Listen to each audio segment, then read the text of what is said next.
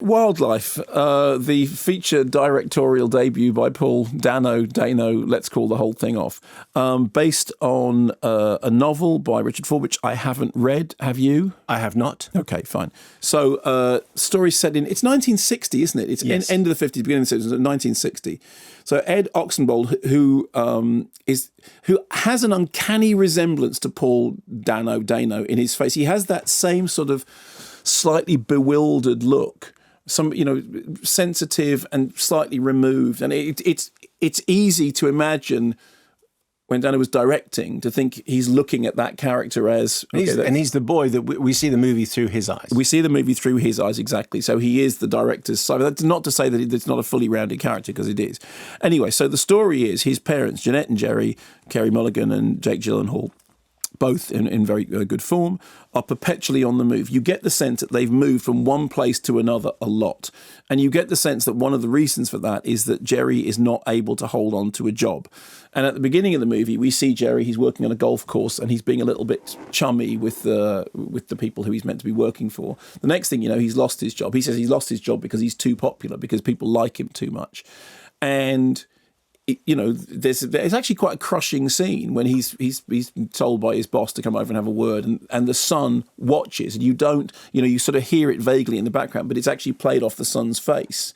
You see the son watching and recognizing what's happening, and then the stubbornness in that central character causes him, through a mixture of pride, because there are other jobs that he could take, to decide that what he's going to do is he's going to become somebody who will go and fight wildfires. I mean, the film is called Wildlife, but I keep thinking of it as wildfire because these wildfires are raging up, and they're in Great Falls, Montana, and these wildfires are raging, and people getting paid very, very small amounts of money to go out and fight the fire. And all the way through the drama, the fire is this sort of surrounding presence. It's the kind of collapse or the threat that is closing in around the family.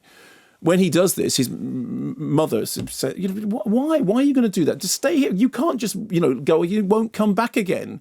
But he does, because that's what he's decided he has to do. So she then starts to develop this kind of slightly flirtatious initially relationship with Mr. Mill, played by Bill Camp, who is this kind of ever so slightly creepy and probably not somebody you're going to fall for, character who's a local auto magnate, to whom Joe's mother starts making eyes. Well, how'd you like this particular getup? Looks nice. I used to dress like this all the time when I was younger. I'd stand behind the bull chutes at the rodeo and hope some cowboy would approve of me. Made my father very mad. They called us shoot beauties. Isn't that an impressive thing to know about your mother? That she was a shoot beauty? Yeah, Dad told me about it. He said he liked it. It's probably nice to know your parents were once not your parents.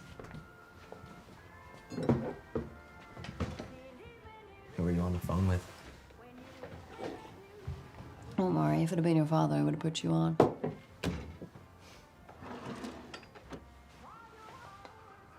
Do you like Miller? Oh, you mean Mr. Miller? Yeah, do you like him? Not very much.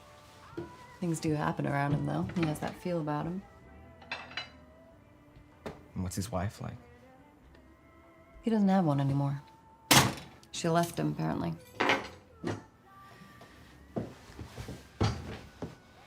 How would you like to skip school tomorrow? And that sound you can hear in the background is alarm bells going off. So what I liked about this, and Kerry Mulligan was on the show last week talking very eloquently about the film.